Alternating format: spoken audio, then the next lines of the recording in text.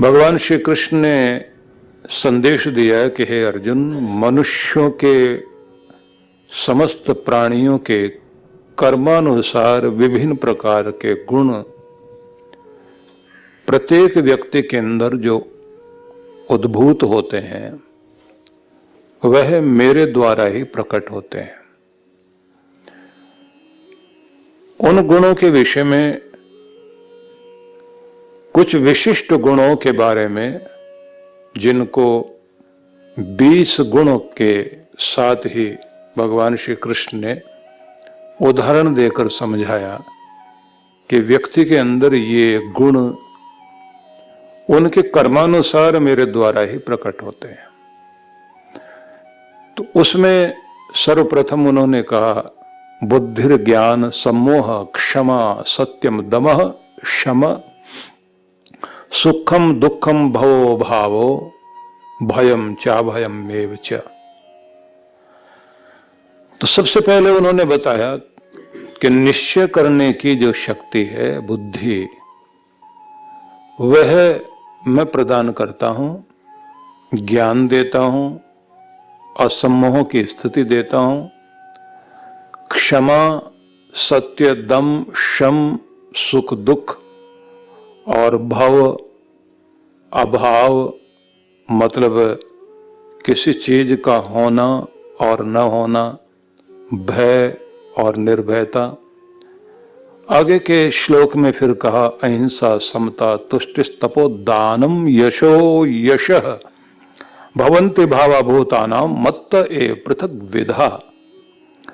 अहिंसा समता तुष्टि तप दान यश अपयश, ये समस्त भाव अलग अलग प्रकार के श्री कृष्ण कहते हैं मुझसे ही प्रकट होते हैं, व्यक्तियों में उत्पन्न होते हैं।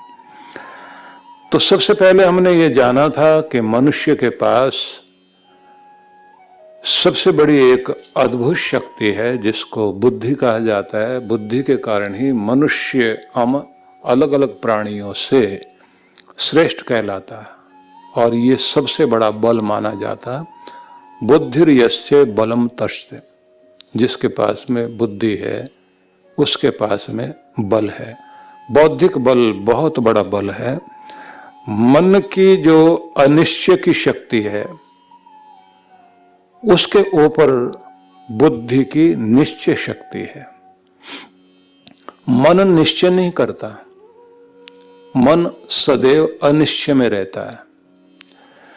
मन दो तरह की चीजें हमेशा देता है। मन सदैव दो मार्गों पर प्रकाश डालता है जो एक दूसरे से विपरीत होते हैं। उन दोनों के मध्य में निर्णय लेने का कार्य बुद्धि का है।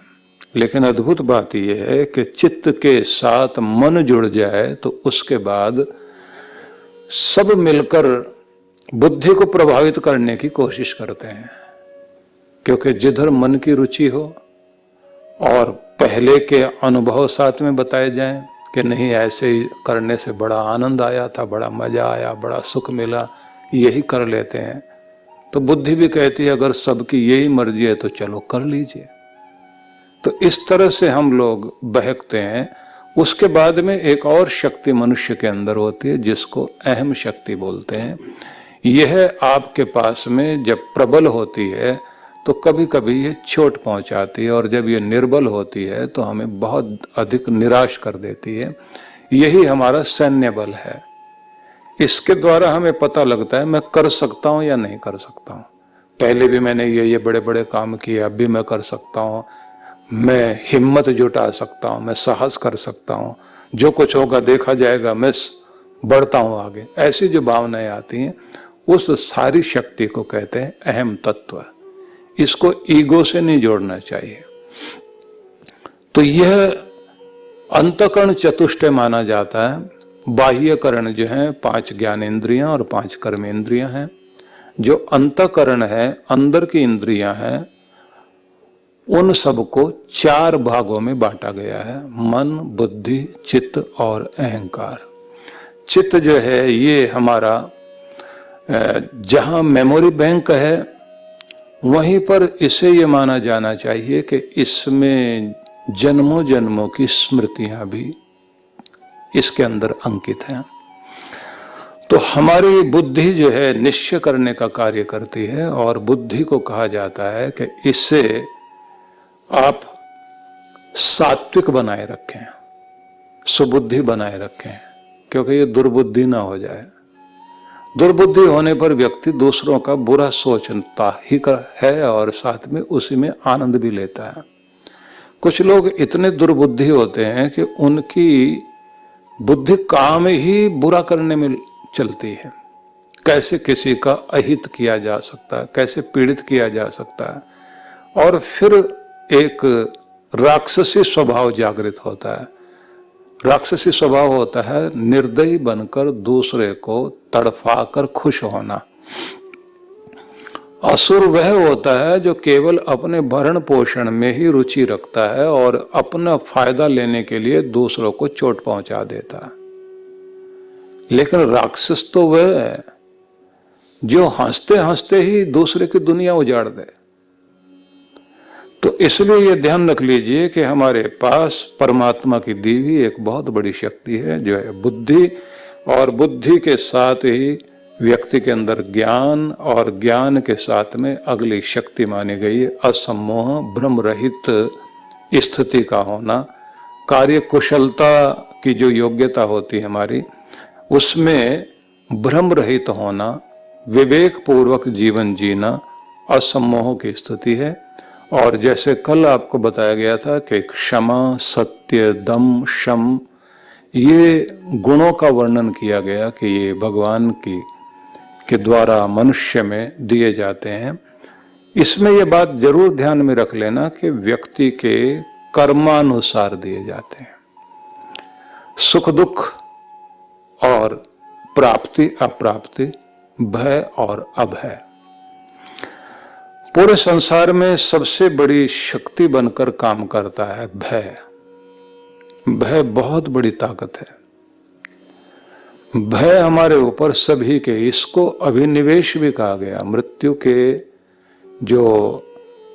का जो डर होता है उसको अभिनिवेश कहते हैं। अविद्या, अस्मिता, राग, द्वेषा, अभिनिवेशा इति पंच कलेशः, 5 तरह के कलेश माने गए हैं।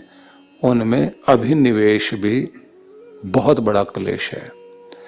और कमाल यह है कि व्यक्ति अपने घर बनाएगा, संतान पालेगा बुढ़ापे के डर से। बुढ़ापा जहां मृत्यु का भय व्यक्ति के पास रहता है। आश्चर्यजनक बात यह कि वैरागी लोग भी आखिर में या तो किसी के आश्रम में शरण ले लेंगे या फिर अपना बनाएंगे या कुटिया बनाएंगे, क्योंकि जीवन ठीक चल सके और हम सुरक्षित रह सकें। सुरक्षा और असुरक्षा का भाव, हम सुरक्षित रहें। व्यक्ति के अंदर कुछ इच्छाएं होती हैं जिनको प्रबल इच्छा माना जाता है। उसमें एक इच्छा होती है कि मैं रहूं, मेरा नाम रहे और बाद में भी मुझे याद किया जाए। तो इस बात को कुछ लोग मकान बनाकर, इमारत बनाकर, कुछ लोग संतान के रूप में, कुछ शिष्यों के रूप में, किसी भी तरह की यादों के रूप में दुनिया में जीवित रहना चाहते हैं। क्योंकि जीवित रहने की इच्छा होती है, मैं रहूं न रहूं, मेरा नाम रहना चाहिए, मुझे स्मरण किया जाए, मुझे आदर से याद किया जाए। और वे लोग बड़े अलग होते हैं जो कहते हैं मेरे पीछे कोई रोने वाला नहीं है, तो मैं मर भी गया तो कोई फर्क नहीं पड़ता, लेकिन तुम्हें नष्ट कर सकता हूं, तबाह कर दूंगा। अब ये धमकी देने के बाद अगला व्यक्ति भी कहता है कि ये पागल है, और वो भी चरम तक पहुंचा हुआ पागल है, कुछ भी कर सकता है, क्योंकि पीछे डर नहीं है। अब जिन लोगों को पीछे का डर होता है, उन लोगों को डर कौन सा होता है? बच्चों का क्या होगा, परिवार का क्या होगा, जो मैंने बनाया वो उजड़ जाएगा। मूर्ख आदमी के साथ लड़ाई में हम कहां तक पहुंचे। और जिसको लगता है पीछे कोई है ही नहीं, मैं डरने वाला नहीं है, तो निडरता तो आ जाती है, क्योंकि संसार के जितनी भी चीजें हम सबको बांधती हैं, और जब बांधती हैं तो फिर हम बंधन में आ जाते हैं। तो जहां जहां भी बंधन है वहीं वहीं दुख है, और जहां जहां दुख है वो दुख ही भय है। वैदिक मंत्रों में भय के जो मंत्र मिलते हैं वो बड़े विचित्र हैं। तो वहां कहा गया मित्राद भयम अमित्राद अभयम, भगवान मुझे मेरे मित्रों से निर्भय करना और दुश्मनों से भी निर्भय करना। अब कोई कहे कि सारा डर तो दुश्मनों से ही लगता है, मंत्र में कहा गया कि नहीं, सबसे ज्यादा मुश्किल उनकी है जो आज आपके दोस्त हैं और कब दुश्मन हो जाएं, और जब वो दुश्मन होंगे वो कितने खतरनाक होंगे। सर्व आशा मम मित्रम भवन्तु, सारी दिशाएं मेरे मित्र बन जाएं, कोई भी किसी भी दिशा में कोई भी मेरे लिए शत्रु न रह जाए। तो ये वैदिक मंत्रों में जो है, क्योंकि लोगों ने जो वेदों के संबंध में समझा रखा है कि गडरियों के गीत हैं, गवालों की भाषा है। वेदों में क्या है कि इंद्र मेरे घर में जो है खूब सारा अन्न धन देना, और मेरे गवों के थनों में दूध देना, और पड़ोसी के सारे जो है वो गवों का दूध थनों से सूख जाए, उसकी खेती भी जो है बह जाए, कि ये है वेदों में। तो और भारत हिंदू समाज सबसे अधिक अगर सम्मान करता है तो अपने वेदों का करता है। जब सबसे बड़ा प्रमाण देना होता है तब हम लोग क्या कहते हैं, ये वैदिक प्रमाण है, वेदों में ऐसे कहा गया, उससे बड़ा प्रमाण नहीं है।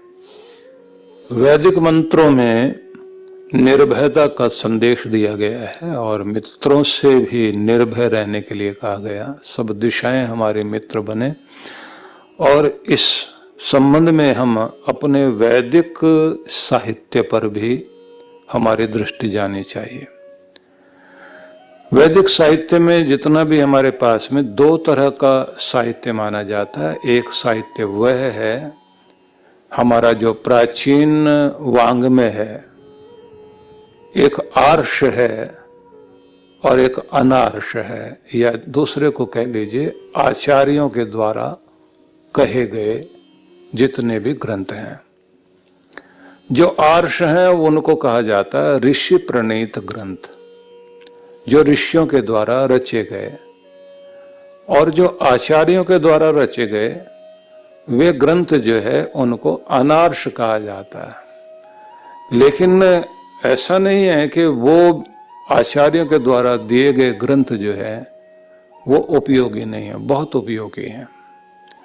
उनसे भी और उसके बाद में आती है वह वाणी जिसको संत वाणी कहा जाता है। संत जितने भी हुए हैं अधिकांश रूप से वे संत थे जिन्होंने ईश्वर की भक्ति में बैठकर उसका भजन करते हुए जो भी कुछ अनुभूतियां की, उसके फिर जो दोहे और चौपाइयां बनाकर कहा, वो भी बहुत अद्भुत ज्ञान है। और वे लोग भी बहुश्रुत लोग थे जिन्होंने बहुत सुना था, श्रद्धा से सुना था। कुछ लोग जो है बहुपठित होते हैं और कुछ लोग जो है बहुश्रुत लोग होते हैं। जो बहुत पढ़े हुए होते हैं वे लोग, या फिर वे लोग जिन्होंने बहुत सुना और समझा, ऐसे लोगों के द्वारा दिए गई वाणियां। और फिर एक और चीज हमारे यहाँ चलती हैं, लोकोक्तियां, जो लोक में समाज में लोकोक्तियां बनी अनुभवों के कारण, वो बड़ी अद्भुत हैं। उनमें इतना हजारों सालों का अनुभव है, इसलिए उनको भी नकारा नहीं जा सकता, सम्मान दिया जाना चाहिए।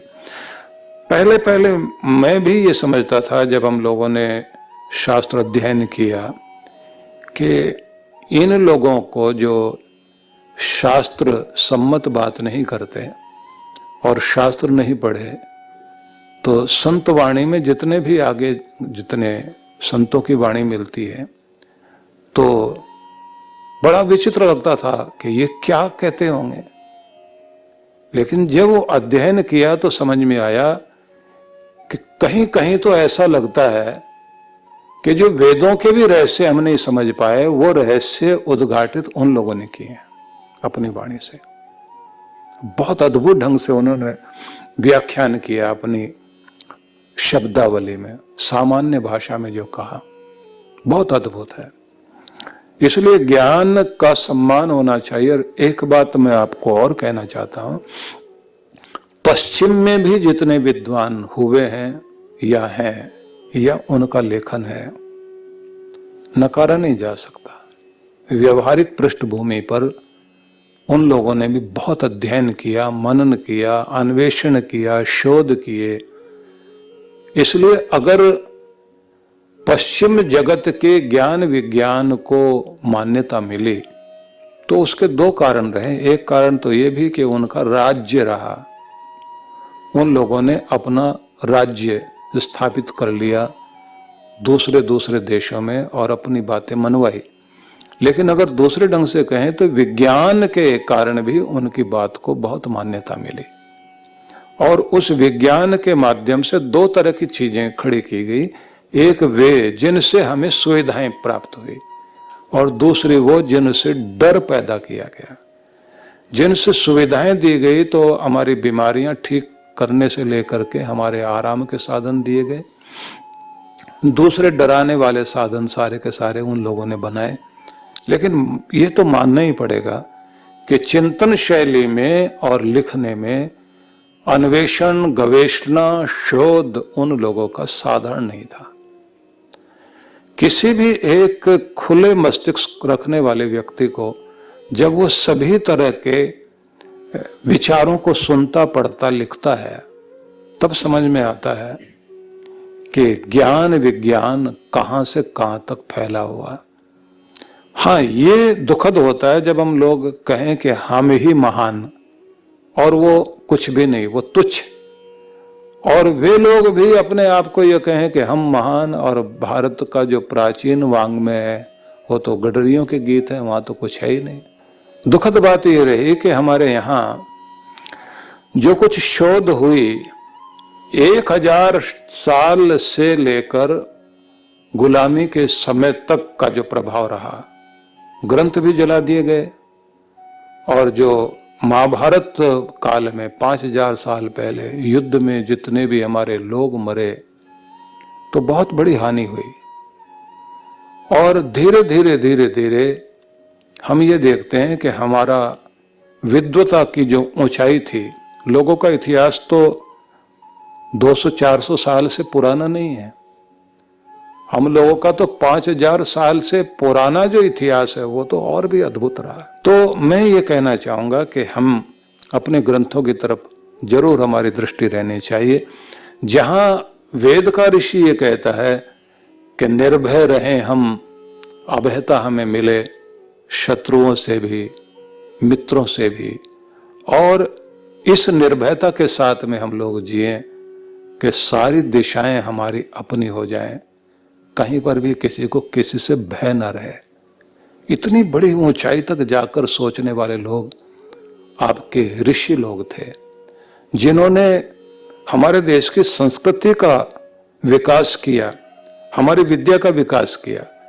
अब अगर आप उन लोगों का उदाहरण पढ़ें, मेगस्थनीज का या फिर वेनसांग का, या जितने भी जो लोग भारत में आए, विदेश में रहने वाले यात्री, यहाँ पर आकर के जब उन्होंने भारत को देखा, उस समय जो कुछ लिखा, आश्चर्य लगता है कि भारत के बारे में उन लोगों ने जो वर्णन किया, जिस तरह से वर्णन किया कि भारत इस तरह का था।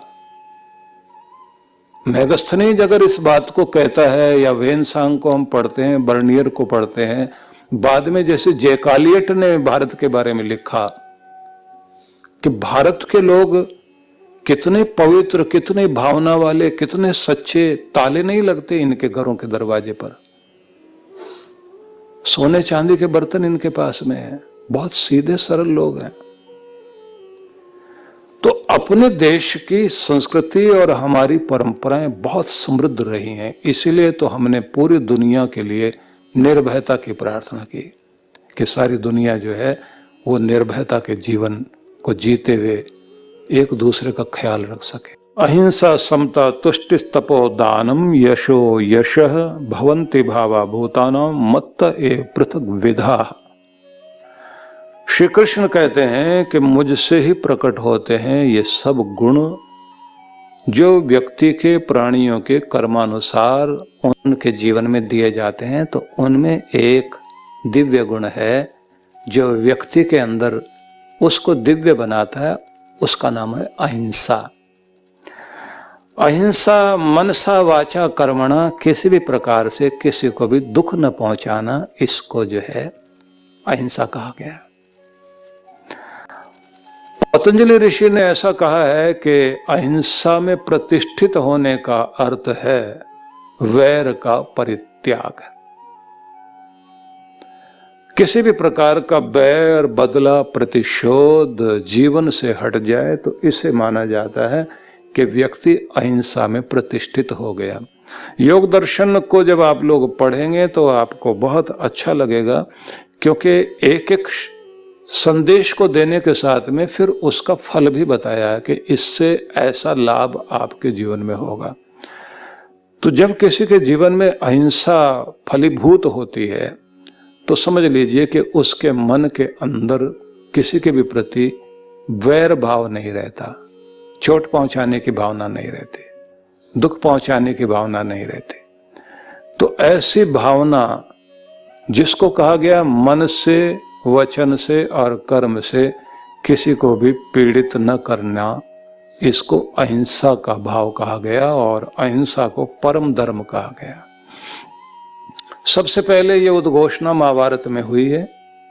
महाभारत के ही शब्द को हम देखें तो आगे फिर यह प्रकट हुआ।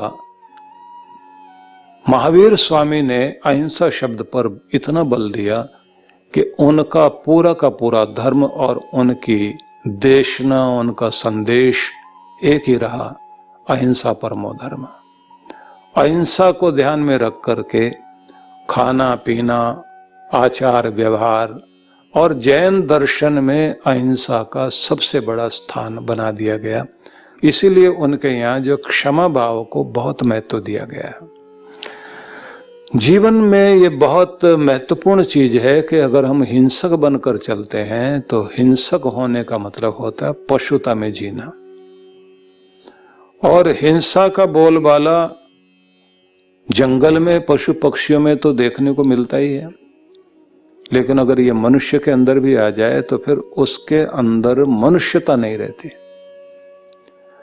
आज पूरी दुनिया को अगर सबसे ज्यादा खतरा किसी चीज से है तो व्यक्ति के जीवन में जो निर्दयता आ गई है, यह एक बहुत खतरनाक स्थिति है। तुम्हें अगर चोट लगी है तो मुझे क्या फर्क पड़ता है भाई, लग गई तो लग गई, और अगर मेरे यहां आग लगी हुई है तो तुझे क्या, मेरे लगी है ना, अपना काम करो। व्यक्ति व्यक्ति से संबंधित नहीं है। तो यहीं से शुरू हो जाता है कि व्यक्ति के जीवन में निर्दयता शुरू हो गई, और निर्दयता जब शुरू हो जाती है तो फिर अपनापन खत्म हो जाता है। कुछ लोग तो क्रोध में आकर निर्दयी हो जाते हैं, कुछ लोभ में आकर निर्दयी हो जाते हैं, और जहां स्वभाव ही ये बन जाए निर्दयता का तो फिर जीवन जीवन नहीं रहता। इसलिए सबसे पहले श्री कृष्ण ये कहते हैं कि एक महान दिव्य गुण ये है अहिंसा का, जो प्राणियों में अनेक अनेक प्रकार से यह गुण जब प्रकट होता है तो वो दिव्यता लाता है, इसको कहते हैं अहिंसा। दूसरा शब्द उन्होंने कहा है समता। समता शब्द जो है इसको भी हम लोग ध्यान में रख लें। प्रियता और अप्रियता के मध्य राग द्वेष से मुक्त रहकर समभाव में रहना, इसको जो है समता कहा गया है। श्री कृष्ण इसको योग भी कहते हैं, समत्वम योग उच्यते। और समता एक योग नाम से, समता योग नाम से भी गीता का एक योग प्रसिद्ध है, इसे भी समझ लेना चाहिए। गीता में समता योग भी है। वो समता योग ये दर्शाता है कि आपके जीवन में संतुलन और समभाव और अपने समान दूसरों को समझना। जो चीजें हमें अच्छी लगती हैं तो दूसरों को भी अच्छी लगेंगी, हमें बुरी लगती हैं तो दूसरों को भी बुरी लगेंगी। तो समभाव से अपने जैसा समझकर समाज के साथ व्यवहार करना, संतुलन बना करके चलना, ये सब एक समता योग है। और देखा जाए तो पूरी सृष्टि में समता के कारण ही सृष्टि चलती है। और जहां जहां भी समता बिगड़ जाती है, विषमता आ जाती है, वही समस्या है। शरीर के अंदर जब आपके आदर्श स्थिति बिगड़ जाती है, विषम अवस्था आ जाती है, तो बस वो विषम अवस्था आते ही बीमारियां बढ़ने लग जाती हैं।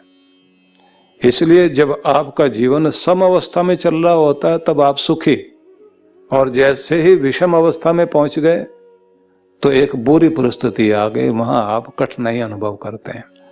तो इसलिए कहा गया है कि समता का गुण ये भी मुझसे ही प्रकट होता है। अगला शब्द उन्होंने दिया तुष्टि। तुष्टि शब्द जो है उसे हम कहेंगे संतोष, तुष्ट हो जाना, संतुष्ट हो जाना। इसे बहुत ध्यान से समझ लेना। तुष्टि जो है, तुष्टि ही पुष्टि लाती है। जो आदमी अंदर से संतुष्ट है वही पुष्ट भी है, और जो अंदर से संतुष्ट नहीं वो पुष्ट भी नहीं होगा। दो भाई, छोटे छोटे बच्चे, दोनों में एक संतुष्ट भाव वाला है, जो मिल गया खा लिया, जितना दे दिया उतने में खुश होकर खा लिया उसने, और खाकर खुश होता है। और एक दूसरा है, उसकी थाली में जैसे कुछ भोजन परोसा गया वो कहेगा कम है, और लाओ और लाओ, इसको ये वाली प्लेट क्यों दी गई, ये तो मुझे मिलनी चाहिए थी, और इसको पहले क्यों दिया, मुझे दो पहले। वो बात बात में रोएगा, चीखेगा, चिल्लाएगा, झगड़ा करेगा। उसको कहेंगे आप सामान्य भाषा में रोंदू मल, जिसका काम ही जो है बात बात में रोने का है। ऐसे व्यक्ति की सेहत देखना आप, बिल्कुल नहीं बनेगी, उसका स्वास्थ्य नहीं बनेगा। जो रोता ही रहे, शिकायत ही करता रहे, चीखता चिल्लाता रहे, तुलना करता रहे, जिससे जो है अपने सिवाय कुछ दिखाई नहीं देता, और उसी बात पर चीखना चिल्लाना शुरू हो जाए और प्रसन्न नहीं रहता, तो इसका मतलब है संतुष्ट नहीं है। तो तुष्टि नहीं है तो फिर पुष्टि भी नहीं है। और वो जो माँ ने, पिता ने जो कुछ दिया उतना खा के खुश हो जाता है, थोड़ा सा समझाने से खुश हो जाता है, उसकी सेहत देखिए कितनी अच्छा स्वास्थ्य उसका दिखाई देगा, वो हेल्दी दिखाई देता है। और दूसरा वो बीमार लगेगा आपको। इसलिए ध्यान रख लीजिए कि जहां संतोष आ जाएगा वहीं तृप्ति भी महसूस होती है, और वहीं धन्यवाद भी शुरू होता है। व्यक्ति की जिंदगी में धन्यवादी होने का गुण तभी प्रकट होता है जब वो अंदर से संतुष्ट होता है। प्रारब्ध से, पुरुषार्थ से प्राप्त किए गए फल में तृप्त होकर रहना और जीना, इसका नाम है तुष्टि। इसी को कहा जाएगा संतुष्टि, इसी को कहा जाएगा संतोष। तो यहां दो शब्द मैंने बताए, प्रारब्ध से और पुरुषार्थ से प्राप्त फल। क्योंकि कोई परिभाषा करनी हो तो फिर उसे अगर एक पंक्ति में कहना हो तो उस तरह से कहा जाना चाहिए कि उसमें सर्वांगीणता आ जाए। तो इसलिए ध्यान रखिए, प्रारब्ध से मतलब भाग्य से, पुरुषार्थ से और मेहनत से जो रिजल्ट मिला है उसे प्राप्त करके संतुष्ट होना, तृप्त हो जाना, जो मिला ठीक है, मैं खुश हूं, इसे कहेंगे जितना है, जैसा है, जिस तरह का है, जिस अवस्था में है, स्वीकार है और धन्यवाद करता हूं। लेकिन इसके बाद किंतु परंतु जरूर लगा लीजिए, और अच्छा बेहतर के लिए मैं सदैव प्रयत्नशील हूं। क्योंकि पश्चिम जगत यहां आके रुक जाता है। वो कहते हैं संतोष जो है ये कोई अच्छी चीज नहीं है, ये तो आपकी प्रगति में बाधक है। पश्चिम जब ये कहता है कि आप संतोष करके बैठ गए तो कहां तरक्की करोगे, इसलिए वो कहते कभी संतोष मत करना। आपके नीतिकारों ने जो कहा है कि 4 चीजों में संतोष नहीं करना, तो उन्होंने जो है विद्या के बारे में कहा, भक्ति के बारे में कहा, परोपकार के बारे में कहा, अच्छाई करने में, अच्छे गुण सीखने में, भला करने में, इनमें कभी भी तुम्हें संतुष्ट नहीं होना चाहिए। कहना चाहिए कि और जितना हो सकता है हमें करना चाहिए। दान पुण्य करने में आपको संतुष्ट नहीं होना चाहिए, जितना और कर सकते हो। लेकिन कहते हैं बुराई करने में, किसी की निंदा चुगली करने में, प्रलाप करने में, किसी का भी अहित करने में, बोले जितना कर लिया बस संतोष कर लेना भैया, बहुत हो गया, इससे ज्यादा नहीं। आदमी किसी की निंदा करने में जब लगता है ना, तो अतिशय स्थिति में पहुंच जाता, सीमा रहित हो जाता, कहां तक चला जाएगा वो। और ऐसे ढंग से बोलते हैं निंदा करते समय, तो ऐसा प्रमाण देते हैं, अरे साहब मैं ही था वहां पर, मेरे सामने तो हुआ सब। और जब जांच होने लग जाए तो बोले नहीं मैंने उनसे सुना था। जब वो उसको भी पकड़ा जाए तो कहे क्या मैंने अपने मित्र से सुना था। फिर वहां चले जाए तो आखिर में पता लगता है सारी की सारी झूठ बात को किस तरह से, कितने अहंकार पूर्वक प्रदर्शित किया, और किसी के यश की हानि करना, उसके जिंदगी भर की कमाई का अपमान करना, उसकी गर्दन काटने के बराबर है। इसलिए जो एक शब्द कहा जाता है कि अगर सम्मान चाहते हो तो तुम्हें अपनी वाणी को वश में रखना चाहिए। जो वाणी रूपी गौ दूसरों के यश की हरी भरी खेती को उजाड़ने के लिए तत्पर रहती है, इसे खूंटे से बांध कर रखना चाहिए। दूसरे के मान सम्मान की हरी भरी खेती को तुम्हारी गौ वाणी रूपी गौ उजाड़ने के लिए, हरी भरी खेती को उजाड़ने के लिए हमेशा तत्पर रहती है। इसे खूंटे से बांध कर रखो, नियंत्रित रखो, नहीं तो ये तो दूसरे के सम्मान की खेती चरने के लिए सदा तैयार रहती है। गौ को खुला छोड़ दो ना, किसी का हरा भरा खेत है, घुस जाएगी उसमें, इधर मुंह मार उधर मुंह मार, सारा काम खराब करके और उसके बाद बाहर निकले। तो गौ शब्द का के 22 अर्थ किए गए हैं।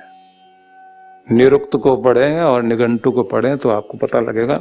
तो उसमें ये बात ध्यान रख लीजिए कि वाणी भी गौ है। तो हम लोग जो है दूसरे के मान की खेती चरने के लिए इतना सदा तत्पर रहते हैं, तो ये भी एक बहुत बड़ा अनर्थ है। और वाणी के द्वारा जो हिंसा की जाती है, श्री कृष्ण भगवान ने जो 3 तरह के तप कहे ना, उनमें वाणी का तप भी है, शरीर का तप, मन का तप। वो जब आप आगे सुनेंगे पढ़ेंगे तो आपको अच्छा लगेगा वो भी।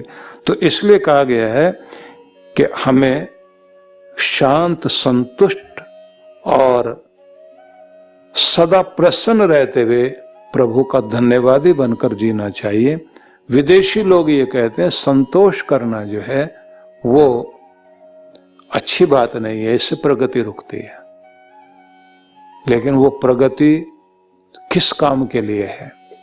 जीवन में शांति, संतुष्टि, तृप्ति और प्रसन्नता के लिए। लेकिन अगर आप असंतुष्ट होकर दौड़ते ही रह गए जीवन में और कभी तृप्त हुए ही नहीं, तो आप अपने जीवन में कभी खुशी मना ही नहीं पाए।